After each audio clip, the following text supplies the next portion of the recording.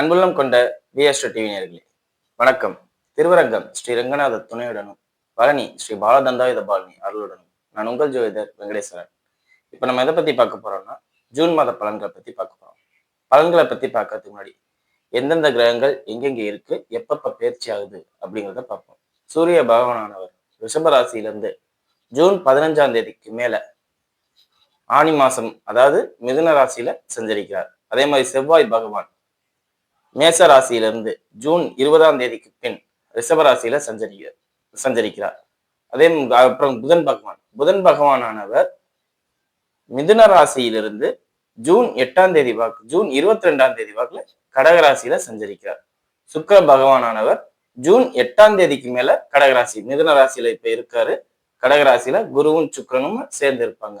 உங்க எல்லாருக்குமே தெரியும், குரு பெயர்ந்திருக்காரு. அதனால அவர் எங்க இருப்பாரு?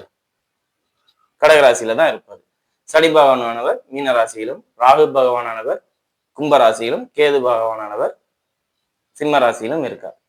இந்த மாதிரி இருக்கிறதுனால எந்த மாதிரி மாற்றங்கள் நிகழும்னு பார்த்தா, பொதுப்பா உலக ரீதியா நாட்டு ரீதியா என்ன நடக்கும் அப்படின்னு கேட்டா, அரசு சம்பந்தப்பட்ட துறையில இருக்கிறவங்க நிறைய சிறு சிறு ஒப்பந்தங்கள் இல்லாட்டி சிறு சிறு பயணங்கள் போயிட்டு வருவாங்க. வெளிநாடு வெளியூர் அப்படிங்கிற மாதிரி போயிட்டு வருவாங்க. இப்ப நம்ம கூட பார்த்திருப்போம் நியூஸ்ல, டெல்லி வரையும் நம்ம முதலமைச்சர் போயிட்டு வந்தாரு அப்படிங்கிற மாதிரி. அதே மாதிரி எல்லா அரசு சம்பந்தப்பட்ட இப்ப அதிகாரிகளுமே சிறு சிறு பயணங்கள் மேற்கொள்ள வாய்ப்பு அதிகம் அப்படிங்கிறத சொல்லலாம். சரிங்களா? அதே மாதிரி தகவல் தொழில்நுட்பத்திலேயோ இல்ல மொபைல் சம்பந்தப்பட்ட அமைப்புகளாலேயோ ஏதோ ஒரு மாற்றம், ஏதாவது ஒரு நமக்கு மக்களுக்கு ஆதாயத்தை தரக்கூடிய அளவுக்கு ஏதாவது ஒரு விஷயம் நடக்கும் அப்படிங்கிறத சொல்லலாம். நாடுகளுக்கு இடையே நடக்கிற போர் குறைஞ்சு எல்லா பிரச்சனையும் சால்வ் ஆகும். எல்லாமே நடைமுறையில நிகழ்வுக்கு சாதாரணமாகும். அதாவது இப்ப நமக்கே தெரியும், சிலிண்டர் ப்ராப்ளம், பெட்ரோல் ப்ராப்ளம் இப்படிங்கிறாங்க. அதெல்லாம் கொஞ்சம் கட்டுப்பாட்டுக்கு சரியா இருக்கும் அப்படிங்கிறத சொல்லலாம். சரிங்களா? மற்றபடி எந்த ஒரு பாதிப்புமே இல்லை, எல்லாமே பாசிட்டிவான விஷயங்கள் தான் நடக்கும் அப்படிங்கிறத சொல்லலாம். சரிங்களா? இது உலக ரீதியா. இப்ப வாங்க 12 ராசிகளுக்கும் எப்படி இருக்கும் அப்படிங்கிறத பார்ப்போம். தனுசு ராசி என்பர்களே, ராசிக்கு 6ஆம் இடத்தில் இருக்கும் சூரிய பகவான் ராசிக்கு 7ஆம் இடத்துல சஞ்சரிக்க போறார். இது பொதுவா குடும்பத்துல கண்டிப்பா குழப்பத்தை ஏற்படுத்தும். எப்படின்னா, என்னை ஆள்பவர் எவரும் இல்லை அப்படிங்கிற ஒரு பிரச்சனைய கணவன் இருவருக்குமே கொடுக்கும். Ego problem. அதே மாதிரி தந்தைக்கும் மகனுக்கும் இடையே உள்ள வாக்குவாதமும் அதிகரிச்சுக்கிட்டே இருக்கும். 9ஆம் அதிபதி சூரியன், 9ல கேது. அப்ப வீட்டை விட்டு வெளியில போ அப்படிங்கிற ஒரு கான்செப்ட்லாம் வந்துடும். ஸோ இந்த நேரத்துல என்ன பொறுத்தவரையும் நீங்க ரொம்ப கோவப்படாம அப்படி இருந்தாவே போதுமானது அப்படிங்கிறத சொல்லுவேன். அவசரப்படாம கோவப்படாம நிதானமா இருந்தாவே எந்த ஒரு பாதிப்பும் உங்களால பிறருக்கு நடக்காது. உங்களுக்கு நடக்காதுங்கிறது 2வது பட்சம். உங்களால மற்றவங்களுக்கு நடக்கக்கூடாது, அப்பா அம்மாவுக்கோ இல்ல மனைவிக்கோ கணவனுக்கோ நடக்கக்கூடாது அப்படிங்கிறது தான் மெயின் பாயிண்ட். ஏன்னா சூரியன் உங்க ராசியை நேரடியா தொடர்பு ஜூன் 15க்கு அப்புறம். அதுவரை நல்லா இருக்குமான்னு பார்த்தா சிறிது சிறிது மருத்துவ செலவுகள் நடக்கும், இல்லாட்டி விரயம் நடக்கும், மனச்சங்கடங்கள். இப்ப மழை வரப்போகுதுன்னா மண் வாசனை முன்னாடி வருது இல்ல, அந்த மாதிரி அப்பாவால ஒரு பிரச்சனை, இல்ல வீட்டுல மனைவியால பிரச்சனை, அதுக்கேத்தாப்புல 6ல சூரியன் இருக்கு. ஸோ அந்த பிரச்சனை பூதாகாரமா வெடிக்கிறத ஜூன் 15க்கு மேல. அது வரையும் எப்படி இருக்கும்னா, லைட்டா அப்படியே உங்களை கொஞ்சம் கொஞ்சமா ப்ரெஷர் பண்ணிக்கிட்டு இருப்பாங்க அப்படிங்கிறத சொல்லலாம். ஸோ இதை மட்டும் பார்த்துக்கோங்க. தொழிலதிபர்களாக, அதாவது அதிகப்படியான வேலையாட்களை வச்சு சம்பாதிக்கிறவங்களா இருந்தா இந்த நேரத்துல நீங்க ஊதிய உயர்வு போடாம அப்படியே வேலையில இருக்கிறவங்க எல்லாம் கழட்டி விட்டுட்டு புதுசா வேலைக்கு ஆள் எடுப்பீங்க. அந்த மாதிரி சூழ்நிலையை நீங்க மாத்திக்குவீங்க. அதாவது அதுக்கு பேர் புத்திசாலித்தனம் நீங்க சொல்லிக்குவீங்க. பட் அந்த வேலையை தெளிவா பார்த்துருவீங்கிறது தான் உண்மை. புதிய வேலையாட்கள் தொழில்ல வருவாங்க அப்படிங்கிறத சொல்லலாம். திருமணம் ஆகாதவர்களாக இருக்கும் பட்சத்தில் ஜனனகால ஜாதகத்துல லக்கணத்துல சனியோ இல்ல 7ஆம் இடத்துல சனியோ இருக்கிறவங்களா இருந்தா, அதாவது காலதாமத திருமணம் வாங்கல்ல, அந்த மாதிரி அமைப்பு இருக்கிறவங்களுக்கு இந்த காலகட்டத்துல திருமண அமைப்பை ஏற்படுத்தி தரும். இது யார் ஏற்படுத்தி தராருன்னா சூரியன் தான். ஏன்னா சண்டை போடணும்ல, சண்டை போடுறதுக்கு ஆள் இருந்தா தானே இதெல்லாம் அப்படிங்கிற ஒரு அடிப்படையில சூரியன் இந்த அமைப்பை ஏற்படுத்தி தரார் அப்படிங்கிறதையும் சொல்லலாம். சரிங்களா? சிறிது சிறிது பயணங்கள் போயிட்டு வர மாதிரி இருக்கும். இது யாருக்குன்னா பெரும் தொழிலதிபர்களுக்குத்தான்.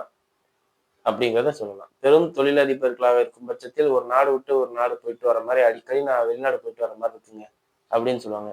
அப்ப சிறு தொழிலாளர்கள் தொழிலதிபர்களுக்குலாம் எதுவும் இருக்காதா அப்படின்னு கேட்டா ஊரு விட்டு ஊர் போயிட்டு வருவீங்க. தொழில் விஷயமா நீங்க எந்த லெவல் பெரிய ஆளா இருக்கீங்களோ அவங்க இப்ப எல்லாமே பெரிய ஆள் தான். யாருமே இங்க சின்ன ஆள் இல்ல. இப்போ ஒரு சிலர் கோடியில சம்பாதிப்பாங்க, ஒரு சிலர் லட்சத்துல சம்பாதிப்பாங்க, ஒரு சிலர் ஆயிரத்துல சம்பாதிப்பாங்க. கோடியில சம்பாதிக்கிறவங்க நாடு விட்டு நாடு போவாங்க. லட்சத்துல சம்பாதிக்கிறவங்க ஊர் விட்டு ஊர் போவாங்க. ஆயிரத்துல சம்பாதிக்கிறவங்களா இருக்கும் பட்சத்தில் ஒரு ஏரியா விட்டு இன்னொரு ஏரியா போயிட்டு வந்துகிட்டு இருக்கிற மாதிரி இருக்கும். ஸோ அவங்க சூழ்நிலைக்கு தகுந்தாப்புல வெளிநாடு, வெளியூர், வெளி பயணம் ஏற்படும். அதாவது சிறிது பயணம், சிறிய பயணம் அவங்களுக்கு அதெல்லாம் அவங்க சூழ்நிலைக்கு ஏத்தாப்புல அப்படிங்கிற மாதிரி இருக்கும் அப்படிங்கிறத சொல்லலாம். இது தொழில் சம்பந்தமா தான் நடக்கும் அப்படிங்கிறதையும் சொல்லலாம். சரிங்களா? தந்தையின் உடல்நிலை ரொம்ப ரொம்ப கவனமா பார்த்துக்கங்க. அதே மாதிரி தானம் செய்வது தவறல்ல. தானம் எதுக்கு செய்றோங்கிறத ரொம்ப யோசிச்சு பண்ணுங்க. அளவுக்கு மீறி பண்றது உங்களுக்கு ஒரு சில பண இறுக்கத்தை கொடுக்கும் அப்படிங்கிறத சொல்லலாம். அதே மாதிரி இந்த காலகட்டத்துல விநாயகர் கோயில் சம்பந்தப்பட்ட வழிபாடு நீங்க செய்றவங்களா இருந்தா, தாராளமா அதுக்கு நிறைய செய்யலாம். காரணம் என்ன 9ல கேது இருக்கிறதுனால, விநாயகர் கோயில் விநாயகர் கோயிலை புதுப்பிப்பது, விநாயகர் கோயில் கட்டுவது, விநாயகர் கோயில் சம்பந்தப்பட்ட எல்லாமே ஏன்னா கேது 9ல இருக்கிறது, சுயசாரம் வாங்கி இருக்கிறது, குரு உச்சமாயிட்டார். அப்படிங்கும்போது அந்த விநாயகர் கோயில் சம்பந்தப்பட்ட விஷயங்கள்ல நீங்க முன்னாடி வந்து நிக்கிறது, முன்னிலைப்படுறது, இந்த மாதிரி விஷயங்கள்லாம் நடக்கும். ஸோ இத நீங்க இந்த வாய்ப்பு பயன்படுத்திக்கலாம் அப்படிங்கிறத சொல்லலாம். இது ஆனி மாசத்துல ஆனி மாசத்துல பவரா நடக்கும். ஜூன் மாசம் 15 தேதியில ஏன்னா ஜூன் 2ல இருந்து தானே நமக்கு எது குரு உச்சமாகுறாரு. அப்படிங்கும்போது அந்த விநாயகர் சம்பந்தப்பட்ட கோயில் சம்பந்தப்பட்ட விஷயங்கள்லாம் நல்லா இருக்கும் அப்படிங்கிறத சொல்லலாம். சரிங்களா? இப்போ வாங்க நட்சத்திர ரீதியான பலன்களை பார்ப்போம். மூல நட்சத்திரக்காரர்கள் மூல நட்சத்திரக்காரர்களை பொறுத்தவரை திருமண அமைப்பு கடுமையா பாதிக்குங்க. முடிஞ்ச அளவுக்கு கணவன் மனைவியில் வாக்குவாதம் பண்ணிக்காம, சண்டை போட்டுக்காம, ஒருவேளை அவங்க ஆப்போசிட்ல இருக்கிறவங்க பிரச்சனை அதிகமானா, நீங்க நீ தான் சரின்னே சொல்லிட்டு போயிருங்க. நீ சொல்றதுதான் சரி, நான் சொல்றது தப்பு அப்படின்னு காம்ப்ரமைஸ் பண்ணிக்கங்க. பிரச்சனைய முத்த விட பூதாகாரமா வெடிக்கும். 2ஆம் திருமணத்துக்கு கொண்டு போய் உங்கள தள்ளி விட்டுரும். சுத்தி இருக்கிறவங்க யாருமே நல்லவங்க கிடையாது இந்த நேரத்துல உங்களுக்கு. அப்பா, அம்மா, அண்ணன், தங்கச்சி, யாரா வேணாலும் இருக்கட்டும். உங்க குடும்ப வாழ்க்கைன்னு வரும்போதுல அவங்களெல்லாம் 10 அடி தள்ளி வைங்க. தள்ளி வைக்க தவறினால் கண்டிப்பா பிரச்சனை பெருசாகும். பிரச்சனை பெருசானா குடும்பம் 2 ஆகும். குடும்பம் 2 ஆனா ஆட்டோமேட்டிக்கா 3வது குடுத்துரும். ஐ மீன் 3வதுன்னா 2வது திருமண வாய்ப்பை குடுத்துரும் அப்படிங்கிறத சொல்லலாம். அப்படிங்கிறத சொல்லலாம். இதுதான் உங்களுக்கு மெயின் இந்த ஆனி மாசத்துல. ஏன்னா இப்ப ஆரம்பிக்கிற ஒரு சின்ன ஸ்பார்க் தான் முன்னாடி பெருசா வெடிக்கும்பாங்கல்ல. அந்த மாதிரி நேரம் நடந்துகிட்டு இருக்கு. கொஞ்சம் கவனமா இருங்க. சரிங்களா? அதே மாதிரி புதிய மொபைல் போன் வாங்குறது, அரசாங்கத்தோட தொடர்பு கொள்றது, அரசு சம்பந்தப்பட்ட அமைப்புகள்ல சிறிது சிறிது பயணங்கள் பண்றது, இதுவும் உங்களுக்கு வரும். அதை பார்த்துக்கங்க. அரசு அதிகாரிகளா இருந்தீங்கன்னா கண்டிப்பா அரசாங்க தொடர்பா சிறிய பயணங்களை அதிகமா ஏற்படுத்திக்கிறீங்க. அதே மாதிரி தந்தையால் சிறிய சிறிய பயணங்கள் ஏற்படும் உங்களுக்கு அப்படிங்கிறதையும் சொல்லலாம். இது எல்லாமே ஒரு லாபகரமான அமைப்பா தான் இருக்குமே ஒழிய நஷ்டத்துக்கு வேலை இல்லை அப்படிங்கிறது சொல்லலாம். சரிங்களா? அடுத்தது பூராட நட்சத்திரக்காரர்கள். பூராட நட்சத்திரக்காரர்களை பொறுத்தவரையும் பூமி சம்பந்தப்பட்ட அமைப்பு வலுவா இருக்கும். வலுவா நடக்கும்னே சொல்லலாம். என்ன சொல்லப்போனா ஒரு இடம் வாங்குறது, வாகனம் வாங்குறது, தாயாருடைய உடல்நிலை நல்லா தேறி வந்துருச்சு அப்படிங்கிறத சொல்றது. நினைத்ததை நினைச்ச மாதிரி முடிச்சேன். வெற்றி, சாதகம். நான் நினைச்சதை நினைச்ச மாதிரி முடிச்சிட்டேன். ஏன்னா சூரியன் பவரா ராசியை பார்க்குறாருல. அப்படிங்கும்போது நான் நினைச்சதை நினைச்ச மாதிரி முடிச்சிருவேன் அப்படின்னு தைரியமா எல்லார்ட்டையும் பேசுவீங்க, சொல்லுவீங்க. நான் கரெக்டா சொன்னேன் பாத்தியா, நான் கரெக்டா செஞ்சேன் பாத்தியா அப்படின்னு உங்களை நீங்களே புகழாரம் பாடிக்குவீங்க இந்த ஒரு மாசத்துக்கு. இது எல்லாத்துக்கும் காரணம் சூரியன் ராசிக்கு 7ல வர்றது. தலைமை பண்பு வைக்கிறது. எல்லா விஷயத்துக்கும் நான் ரெஸ்பான்சிபிலிட்டி எடுத்துக்கிறேன் அப்படின்னு பேரு வாங்கிக்கிறது. ஸோ இது எதுவுமே பாதிப்புல எல்லாமே உயர்ந்த அமைப்பு தான் அப்படிங்கிறத சொல்லலாம். அதே மாதிரி நினைச்ச விஷயங்கள் நினைச்ச மாதிரி அமைக்கிறதும் குலதெய்வ வழிபாடுக்கும் ஒரு இது இருக்கு. அதாவது எப்படி சொல்றேன்னா குலதெய்வ கோயிலுக்கு போய் வழிபாடு பண்றதுனால இன்னும் பவரா அது வேலை செய்யும் அப்படிங்கிறத சொல்லலாம். சரிங்களா? மற்றபடி எந்த ஒரு பாதிப்பும் இல்லை. எல்லாம் சிறப்பா அமைஞ்சதுங்கிறதோட நினைத்ததை நினைத்த மாதிரி முடித்தேன். அது நல்லதா இருக்கலாம், கெடுதலா இருக்கலாம். அது என்னன்னுலாம் தெரியாது. நினைச்சதை நினைச்ச மாதிரி நீங்க நினைச்ச மாதிரி முடிச்சிருவீங்க. அந்த மாதிரி அமைப்புல இருக்கிற நட்சத்திரக்காரர்கள் யாருன்னு கேட்டா பூராடம் தான். அதே மாதிரி குரு ராசிக்கு 8ஆம் இடத்துல இருக்காருங்கிறத மட்டும் கொஞ்சம் கவனம் பண்ணுங்க. ரொம்ப ஃபோர்ஸா போனீங்கன்னா உங்களுக்கும் உடல்நல பாதிப்பை ஏற்படுத்தும் அப்படிங்கிறத மறக்க கூடாது. நினைச்சதை நினைச்ச மாதிரி முடிக்கிறதுனா இல்லைன்னு சொல்ல, அதுக்காண்டி தன்னை வருத்தி அப்படி பண்ணணும்னு அவசியம் இல்லை. அதை பார்த்துக்கோங்க. சரிங்களா? அது எந்த வயதினரா இருந்தாலும் சரி. 10 வயசு பையன் ஓட்டப்பந்தயத்துல ஃபர்ஸ்ட் வரணுங்கிறதுக்காண்டி ஓவரா ஓடுனாலும் ரிஸ்க் தான். 50 வயசு ஆளு வந்து நான் நிறைய பணம் சம்பாதிக்கணும் அப்படிங்கிறதுக்காண்டி ரெஸ்ட் எடுக்காம திரிஞ்சு அலைஞ்சாலும் தப்பு தான். சரிங்களா? அதை பார்த்துக்கோங்க. அடுத்தது உத்திராட நட்சத்திரக்காரர்கள். உத்திராட நட்சத்திரக்காரர்களை பொறுத்தவரை நண்பர்களால் பல பிரச்சனைகளை மாட்டிக்கக்கூடியவங்க. அதுவும் எப்படி மாட்டுவீங்கன்னா, ஆசைப்பட்ட விஷயத்த அடையிறதுனால, ஒரு பார்ட்டி பண்றதுனால, ஒரு புதிய விஷயங்களை கத்துக்கிறதுனால, நண்பர்களால கண்டிப்பா பிரச்சனையில மாட்டுவீங்க. அந்த பிரச்சனை எப்படி மாட்டுவீங்கன்னா, ஒரு பார்ட்டியாலேயோ, இல்ல நினைச்ச விஷயத்த அடையிறதுனாலயோ, இல்ல ஏதாவது ஒரு விஷயத்த கத்துக்கிறேன் அப்படிங்கிறதுனால. ரொம்ப கவனமா இருங்க. அதே மாதிரி பத்திரம் சம்பந்தப்பட்ட அமைப்புகளே ரொம்ப ரொம்ப கவனமா இருங்க. டாக்குமெண்ட் சம்பந்தப்பட்ட அமைப்பு. அதே மாதிரி வீடியோ எவிடன்ஸ் மொபைல்ல பேசுறதெல்லாம் ரொம்ப கவனமா இருக்கணும்.